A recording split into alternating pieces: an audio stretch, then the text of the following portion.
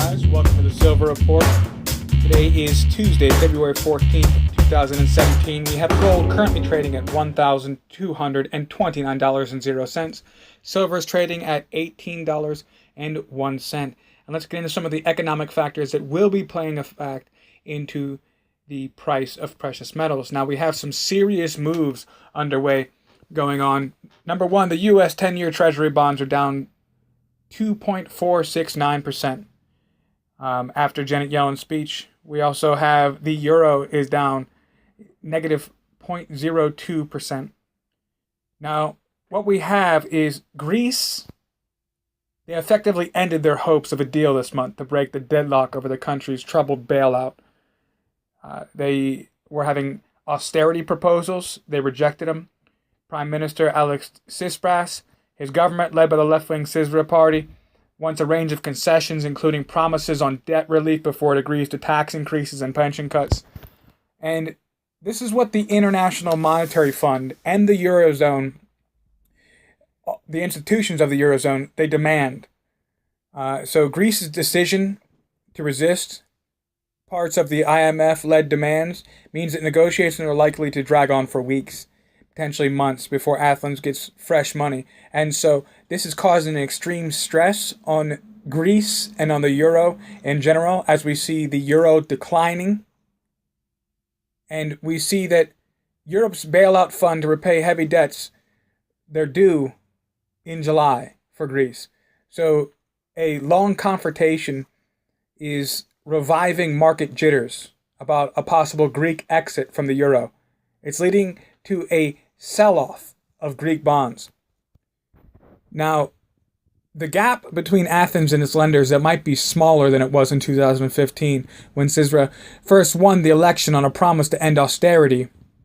But this deal, it involves more austerity measures. Now, there was major bank runs in Greece.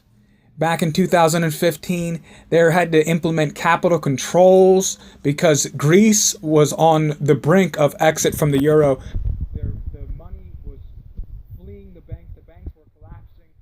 This year, really the main issue is that the people are not going to put up with it. The people are not going to put up with it. And the governments that are in mind, they know that Greece cannot pay this debt.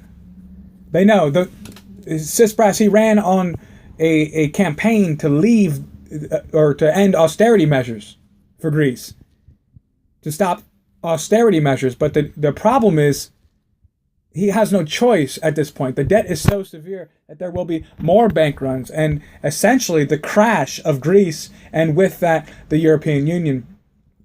So he's seeking sweeteners to help the medicine go down, help the austerity medicine go down, just to be able to handle this biggest issue that he's facing right now, which is political. They're looking for a way for fresh austerity to be palatable for their citizens. They're definitely deeply weary of a bailout. The one that began like in 2010 when they took a bailout, and it hasn't put the country back on its feet. They're still facing record youth unemployment. And so they are badly wounded. And the fact that they took this bailout in 2010, and they're no better off, they're still having the same issues, no growth, no recovery, the same as the United States. Now the IMF is looking to protect its credibility, which it suffered from the failings of the Greek bailout. Eurozone governments are eager to avoid domestically unpopular concessions to Greece ahead of elections in Germany and elsewhere.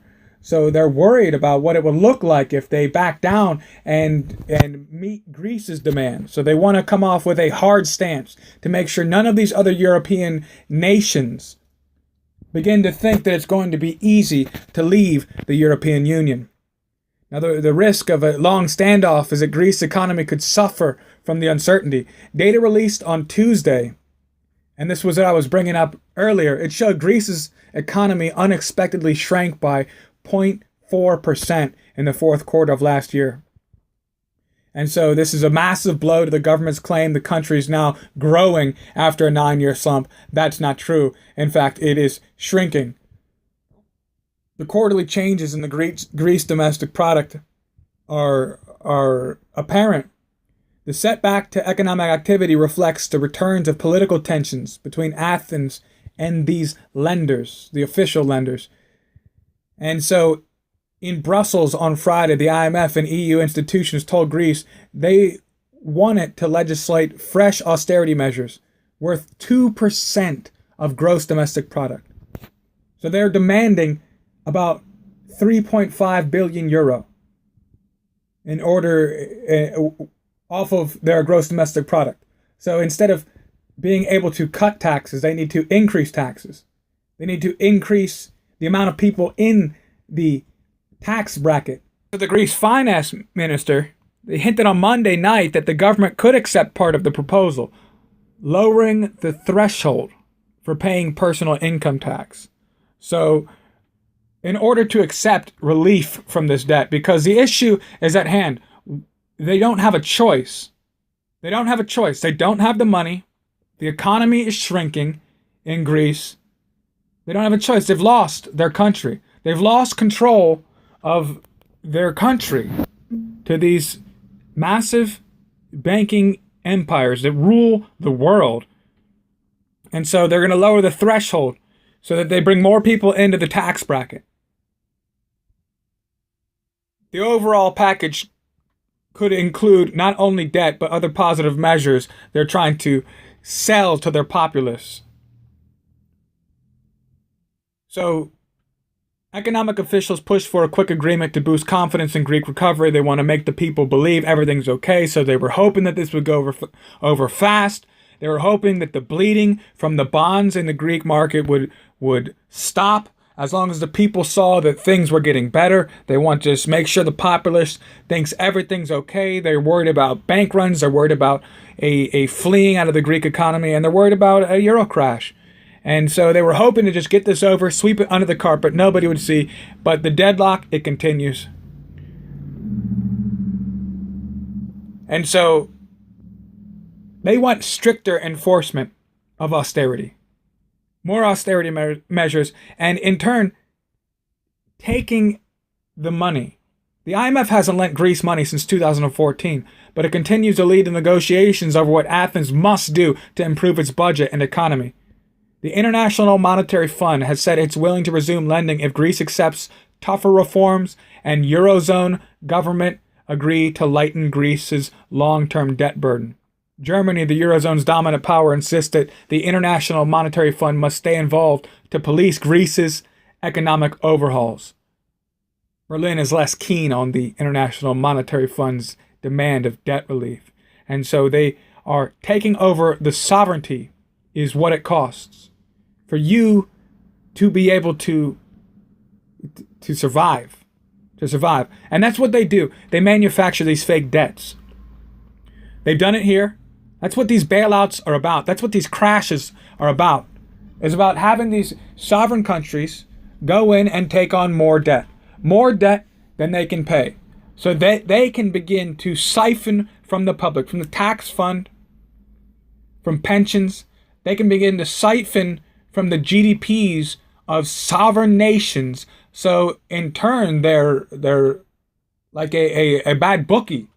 A bad bookie who lends to somebody who he knows can't pay because he hopes to get services or products or some other form of repayment other than money. And that's exactly what they're taking, not only from Greece, but this is the same plan that is in effect within the United States, within the Federal Reserve System. When we take bailouts, when our money is printed, when they create currency, it is lent to us on interest.